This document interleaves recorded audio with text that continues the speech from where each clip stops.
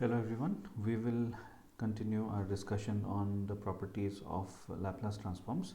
Today I'll start with the substitution property. So it's pretty similar to the scale change of scale property that we saw previously. So here we make a change in on the left hand side. So let's say I replace the s over here in the on the left hand side, that is the Laplace transform, the variable in the Laplace transform. If I replace it with s minus a, then this is what happens.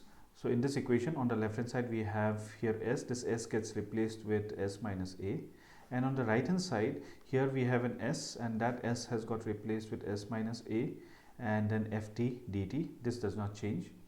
Now this can be written as this e to the power minus s minus a into t. It can be written as e to the power minus st times e to the power at. So if you look at this expression, this is nothing but the definition of the Laplace transform, where the function, earlier the function was f of t, now the function is e to the power at into f of t. So this was nothing but the Laplace transform, that is the Laplace transform of e to the power at into ft. So which means if you replace in the Laplace transform, if you replace the variable s with s minus a, then that is the same as multiplying the original function, the f of t function, multiplying that with e to the power at. So that's the substitution property of Laplace transforms. So an application of that is, let's say we already know that the Laplace transform of sine kt is k by s square plus k square. So this is something that we already saw in the previous class. So using the substitution property, we can derive another Laplace transform of another function.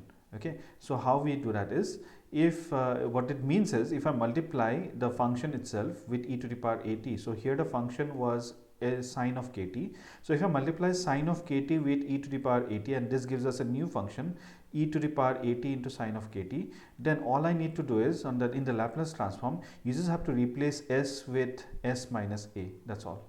Okay, so you don't have to evaluate the Laplace transform separately, just multiply s with s minus a whole square, and that is going to give us the corresponding Laplace transform. So with this I'd like to leave this to you, these as exercise, these 4 problems. Just try to find out the Laplace transform of these functions using the substitution property. So that's about the substitution property. Next we go to the translation property. So suppose I have a function f of t which has got a corresponding Laplace transform f of s.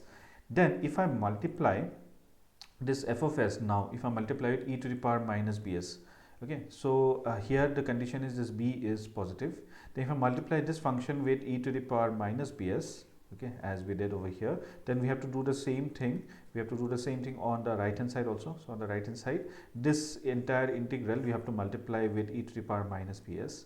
Now you're integrating with respect to t, so I can very well, I might as well take the e to the power bs inside the integral, and that's what I did over here. So when you take this inside, and you can combine these two exponential functions, and then we get e to the power minus s. I can take because here we have a s here, and here also we have a s here, so I can take the s common, and inside the bracket we'll have t plus b. Okay, now we make a substitution. The substitution is, I replace this t plus b with some other variable tau. So if I replace t with variable tau, this implies that dt is equal to d tau. So I might just replace this dt with d tau, and here t plus b, this gets replaced with tau, and then here we have a t, and that gets replaced with tau minus b, because t from here, t is equal to, you take the b onto the other side. Okay, this b goes onto the other side, so we have tau minus b. So we get tau minus b here. Now we'll make an assumption. The assumption is, let us say the function f of t, that the original function whose Laplace transform we know is small f of s. Let us say that the function is equal to 0 for t less than 0. That means we don't really care about what is there for negative values of t. Then f of t minus tau minus b, this will also be 0 for 0 less than equal to tau less than equal to b. So basically when I replace this t with tau minus b, okay, so essentially what I'm doing is, I have this new function f of tau minus b. So what are you basically doing is you are just translating this entire graph. Earlier this was the entire graph. You are just moving this entire graph to the right side when you take tau minus b, and that's how we get this graph to be somewhere over here. Okay. So here the integral, if you look at the integral, because we are saying tau is equal to t plus b, so the lower limit is 0. So if I put t equal to 0, then tau will be equal to b. So that's why in this integral, I forgot to mention that earlier, on the right hand side we have this this t has got replaced with tau minus b, this dt has got replaced with d tau, and this t plus b here has got replaced with tau. But there is one more thing that has changed, and that is here the lower limit was 0 and here the lower limit is b. Okay, that was the change. That's because of this reason. When t is 0, tau is simply equal to b. But now what is the effect of this function? What is the difference between f of t and f of t minus f of tau minus b? The difference is when you say f of tau minus b, you are just translating the entire function towards the right side. And when you translate towards the right side, now you see here the integration is from b all the way till infinity. But we know that from 0 to b, okay, 0 to b, the function is itself going to be 0, as we see here. From 0 to b, the function itself is going to be 0. The value of the function is 0. So whether you integrate from 0 all the way till infinity, whether you integrate from b all the way till infinity, as is the case in this integral, or you integrate from 0 all the way till infinity, both cases it will be the same, because this part is not going to contribute to the integrate at all. Okay, so because this part is not going to contribute anything at all, so I can just go ahead and replace this b, and I can replace this with 0. And the moment I do that, then we immediately see that this also takes the form of the Laplace transform, the expression for the Laplace transform. So what we have on the right hand side, okay, this one, it is nothing but the Laplace transform of this function f of tau minus b. Okay, so that's the Laplace transform of this function. So e to the power minus bs. So if I multiply the Laplace transform, okay, this is the original Laplace transform. If I multiply with e to the power minus bs, that is the same as taking the Laplace transform of a shifted function. The function shifted toward a function by shifted by an amount which is equal to b. So multiplying the Laplace transform by e to the power minus bs is the same as taking the Laplace transform of the original function which is shifted by an amount which is b. So this was about the property of translation. Okay, next we move on to the next property, which is the derivative of a transform. So suppose I, again as usual, if I have a Laplace function whose Laplace transform is this, then I can find out the nth derivative of the Laplace transform. Let's say I want to find out the nth derivative of this function. Okay, so that is f and s. If I want to find that, then that will simply, it will be equal to the Laplace transform of the original function but multiplied with minus t to the power n. So minus t raised to the power n, multiply that with the original function, and then you take the Laplace transform. That is going to give you the nth derivative of the Laplace transform.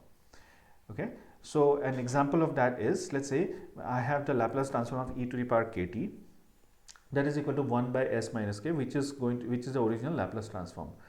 Then what is the derivative of this Laplace transform? So the derivative of this Laplace transform, instead of differentiating this function, I want to differentiate with respect to x, with respect to s. So instead of differentiating this function with respect to s, what we do is we can just use this expression here, and then that means the derivative of this is equal to, on the left hand side we will have e to the power kt, this was the original function, multiplied with minus t to the power 1, because we are differentiating only one time. So this is minus t e to the power kt, but the derivative, and on the right hand side we have d by ds of 1 by s minus k. Now this is going to give us a way to find out one more Laplace transform, that is 1 by s minus k. If I differentiate it, it will get minus 1 by s minus k whole square, and on the left hand side, of course, there is a minus sign here. We can take this minus sign outside, and this minus sign will cancel out this minus sign, and as a result we will get L of the Laplace transform of t e to the power kt is equal to 1 by s minus k whole square, where s is greater than k as before. So this allows us, this property allows us to find out one more Laplace transform. Then that was the derivative of transform. Next we go to the integral of transforms. So suppose I have a function, okay, which again as usual, a function f of t which is having a Laplace transform f of s, Then if I take the integral of the transform, okay, of the Laplace transform, if I integrate this from, let's say, from some s to infinity, then the result of this definite integral, okay, instead of evaluating this definite integral, we can just take the Laplace transform of the original function divided by t. Okay, so taking the Laplace transform of the original function divided by t, which is equivalent to finding out this definite integral. Okay, so this helps us to find out, to evaluate integrals, okay, which are otherwise really difficult. So this is an example of that. In a previous class, I talked about why we require Laplace transform. If you remember, why we need integral transform. So this gives you a demonstration of that. You see, we have an original problem, and the solution to the original problem is difficult. So we go to a we translate it into the we translate the problem into the transform space. Then the solution is much easier, and then we get the solution, and you take the inverse transform and you get the solution to the original problem. So we are going to do exactly that over here. Okay, so example of that is, let's say I want to evaluate this integral. Now you know from your experience in calculus, evaluating this integral, it is not easy. Okay, so now let us say I define this function f of s. Okay, I define a function f of s which is equal to s square minus k square divided by s square plus k square whole square. Okay, basically this same function, but I have just replaced this x, I have replaced it with s. So it means this f of s, okay, this is equal to the Laplace transform of t cos kt. How do I know that? Because from the we have this table of Laplace transforms over here. Yeah, we have this table of Laplace transform. So from the table of Laplace transform, we have t cos kt. Yes, here it is. So we have t cos kt. The Laplace transform of t cos kt is s square minus k square divided by s square plus k square whole square. Okay, so this one is nothing but the Laplace transform of this function. So we know what this function is, whose Laplace transform is this function. Okay, so the ft is equal to t cos kt. Okay, so now in this problem we are trying to find out the integral. We are trying to integrate this function. So basically that can be written as integration of this function f of s, where I replace s with x. So integration of f of x from s to infinity. So this is what we are trying to find out. Okay, and from the property of the integral of transforms, we know that that is the same as taking just the Laplace transform of ft divided by t. So what is ft? From the table of transform, we know ft is equal to t cos kt. So what is ft divided by t? It is t cos kt divided by t. So which means this t and this t and this t will get cancelled, and the moment this t gets cancelled, so we have Laplace transform of cos kt, and we already know that the Laplace transform of cos kt, is s by s square plus k square. So this is on the right hand side. We just replace this. Okay, the Laplace transform of cos kt is this. So we replace this, okay, with this s by s square plus k square. So it means the result of this integral that we are looking for, it is equal to s by s square plus k square. So without even doing without doing any calculus of any sort, we have been able to evaluate this integral very easily using Laplace transform. But I would like to encourage you to try to solve this using calculus. You find that this is going to be a really difficult way to get the solution to this. Whereas in the transform space, you found that the solution is really straightforward and very easy. So that was the integral of transforms property. Next we have the transform of an integral property also. So what is the transform of an integral property? So suppose I have, again as usual, I have a function ft whose Laplace transform is fs. Then let's say I want to find out the Laplace transform of the integral of this function. So earlier in the previous property, we were trying to find out we are trying to integrate the Laplace transform. Now we are trying to find out the Laplace transform of the integral. That's why we have transform. This property is called as transform of integral. So we are trying to integrate this f. Of course, I have to replace this t with a dummy variable x. So fx dx, and I try to integrate from 0 till t, and then this integral I want to take the Laplace transform. It turns out that this Laplace transform, it is equal to simply 1 by s f s. Okay, so that's the transform of the integral property.